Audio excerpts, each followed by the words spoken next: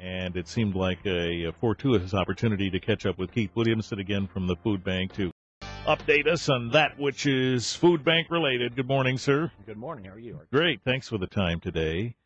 Boy, as we expected, we were running around and trying to keep one hand on a basket and grab the other items from the shelves and make sure you got what you needed. Did you get what you needed?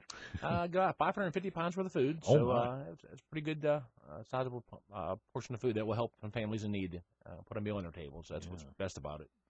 So let's talk about what this does for you. There's a lot of fanfare with this, of course, the whole spectacle of grabbing the food and so on, and those of us in teams participating. But the goal is really what? The goal is to feed families in need. That's the bottom line. Yeah.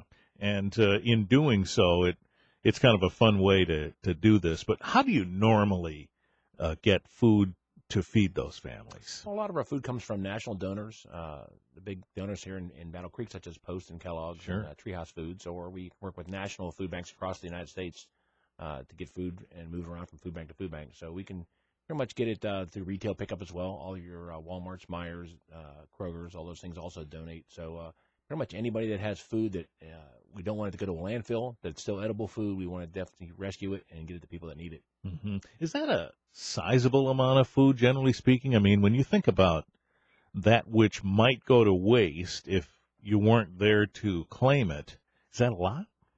Well, produce, just looking at the produce alone, we know that in the United States there's over 8 billion pounds worth of produce wasted every year that's plowed under. Oh, my gosh. Farmers tend to overgrow because they don't know what the weather's going to do. They don't know what the crop's going to bring at market. They just don't know. So it's a guessing game.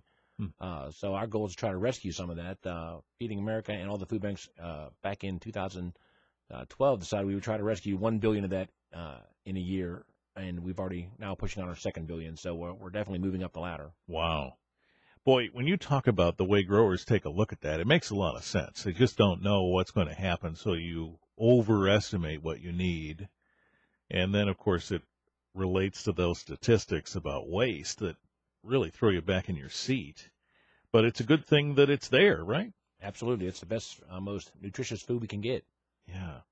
So there we were running up and down the aisles on Wednesday of last week, and we got that 550 pounds. What happened after that? How did it get to where it needs to go? Well, that food goes right back to the food bank. It's sorted into boxes of sorted products, whatever it may be, household goods or tomato products, cereals, those kind of things. Then they go right to the pantries that order it from our on-site, online website ordering guide. And so it's probably out, and I would assume in most pantries by the end of the week. So be gone. That's a small portion. So boy, that was only a couple of days after that. Yeah, absolutely. Moves quickly. Keith Williamson's here from the Food Bank of South Central Michigan. A number of things going on related to the food bank, and we'll talk about some of those coming up in just a minute on WBCK 8:30. Keith Williamson's here from the Food Bank of South Central Michigan. We're still marveling at how certain teams know exactly how to do this and end up number one. The challenge when you have a team and they're running through the store and the supermarket sweep and they're trying to win, what constitutes a winner? There's a couple of things they have to do, right? Well, they've got to get the right products picked. First of all, they're all labeled on the shelves, but sometimes you're looking for a 16 ounce of something, you grab a 28, you grab the wrong one. Did it? So my hands in the air, guilty. And of course, the other challenge is getting the most items on the list.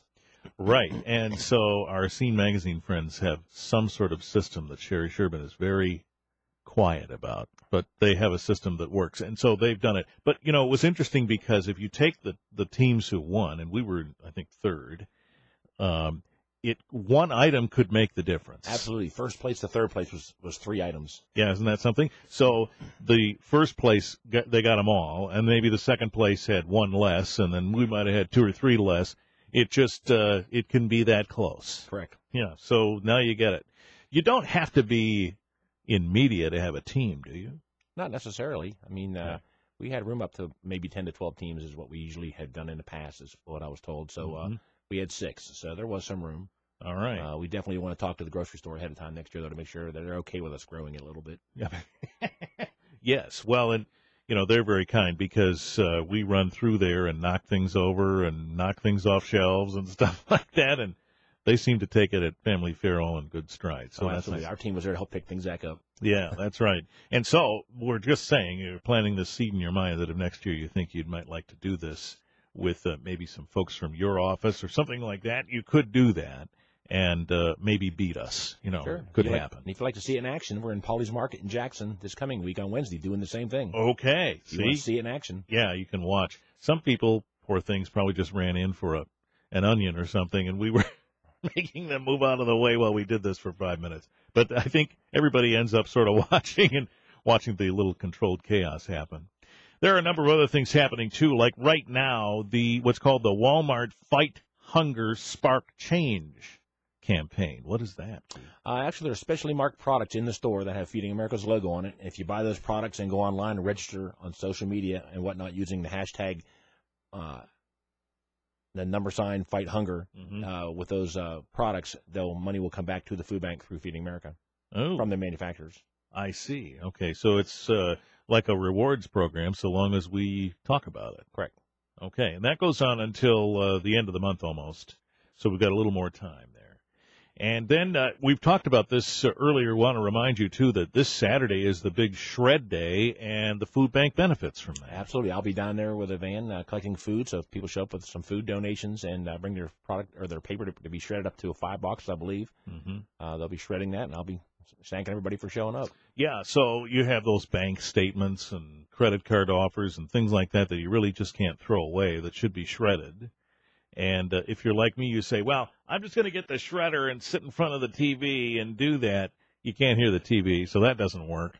Just take them to this shred day, which is coming up on Saturday in the Commerce Point parking lot downtown. Correct. And there's a big shred truck.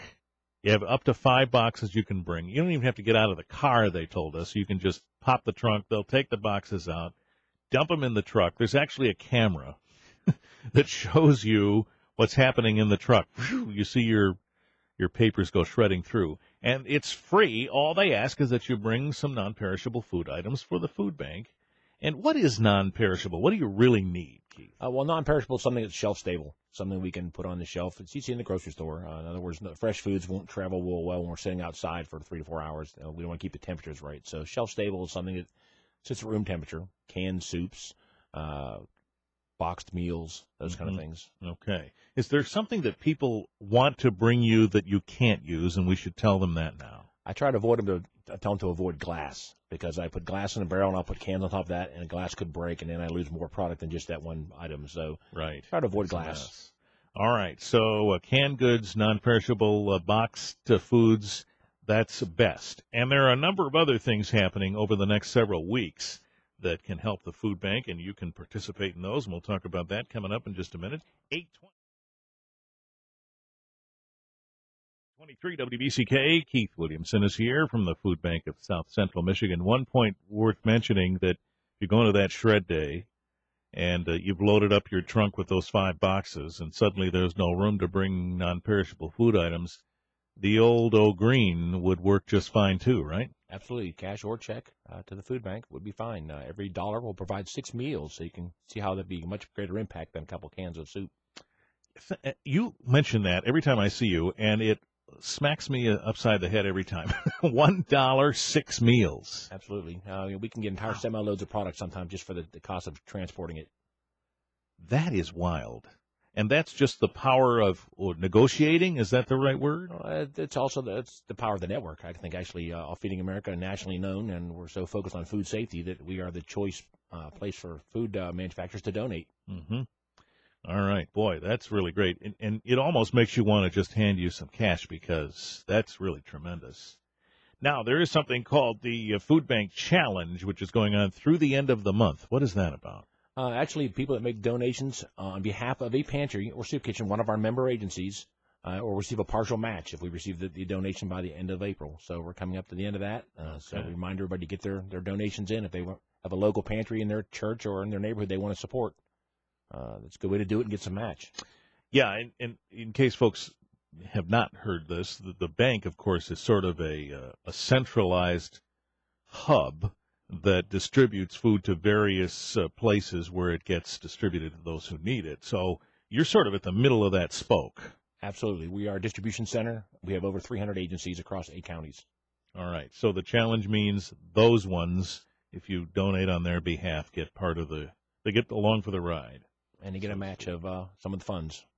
When do we do the letter carrier thing? That's always a cool thing where you get a little note from your postal worker saying, we're going to collect food, and by the way, here's a bag to put it in. They're very considerate with that. With all they have to carry, they're also giving us bags to put our non-perishable food items in. That happens soon, doesn't it? Yes, it does. We actually have some generous sponsors that pay for those bags, and they're in the Shoppers News, so everybody should get one. Okay. They put that blue bag out by their mailbox with the food on May 14th. Ooh. It's a Saturday. Then the postman will pick it up, and we'll be down at the post office welcoming those postmen as they come in and cooking hot dogs for the volunteers and whatnot. So if you missed your postman for some reason, bring it on down to the post office. All right. And so that's about a month away. You'll get the bag, and they'll tell you when they will collect it. So you get your items together and just put the bag out at the mailbox, and they'll take it. Correct. And bring it to you. It's the largest one-day food drive in the nation. Just going to say, you need a big truck for that. All right. Also, a couple of other things to bear in mind. Spring into the Arts happens in May. What is that about? Well, it's downtown Battle Creek. It's a lot of art displays in different places, and we'll be at Market Square doing our bowl sales for the empty bowls. These are bowls made by local artists and kids in schools. So inexpensive bowls, but something to put in your home to remind you that there's people hungry all the time. Wow, and you can take that home as a little memento, and it reminds you. What a neat idea. These ideas come far and wide, don't they? Then there's a fun thing if you like to run around with a red nose, like Rudolph in May. You can do that. What is Red Nose Day? Red Nose Day, you actually put a red, like a clown nose on your nose, and it's a way to raise money and have fun doing it. So people donate money to Red Nose Day, and all that comes back to the food bank in the form of cash donations that we can use to purchase whatever we need. Again, $1, 6 meals. We're back to that again. And it is about awareness. Is it something, and if you take a look at these different events, it is about the supermarket sweep, the red nose. These are the bags in the mailbox. These are all things to keep reminding folks about what this is about. Absolutely. Same reason we send out newsletters or appeals. We don't expect someone to give every time we send something in the mail. We just want them to remember that there are people hungry all the time. Mm-hmm. Keith, there was a story recently about some items that were not fresh that got distributed. If you take a look at just the volume that you deal with, that's a rare occasion, isn't it? Very rare. I've been in with food banking now for 17 years, and that was the first time I've had that happen. So, wow, first time in 17 years. So that is obviously very rare. You're very mindful of expiration dates and things as things come in. Absolutely. We are AIB certified for food safety, so we have all kind of measures in place to check quality and expiration dates and just monitor the products. We send recalls out to our agencies on a regular basis for the manufacturers. And as you discussed earlier when we first started chatting, this, when something comes in, it doesn't linger there very long. Well, that's the idea behind being a distribution center. We don't want to be known as a warehouse where we sit on a product. We want it to get in, get back out. So we're working on a new system. Actually, we'll start this in July where our ordering process will become real-time online, which means as soon as we say it's here, someone can order it and take it back out. So that'll even make it faster. That's the way we order everything these days, isn't it? We order something online, and we get an immediate tracking number and an immediate a status update and periodic ones. This is the way it goes. Oh, absolutely. Especially in the food rescue business. We know there's a short window sometimes for some of this food to be used. We want to get it in, get it out as fast as we can so we can get it in people's hands. All right. And you have a website, do you not, that the rest of us can look, not just for your agency's ordering. We can all look too, right? Absolutely. Either the food bank of scm.org, or you can go to solvehunger.org. Okay, good enough. Keith, always good to see you. Thank you, sir. Same here. Just one last comment. I just want to make a public comment that, families do eat today and tomorrow through the generosity of our donors. I think their compassionate nature needs to be recognized publicly, and I want to sincerely thank them that they're willing to step up and feed people in need.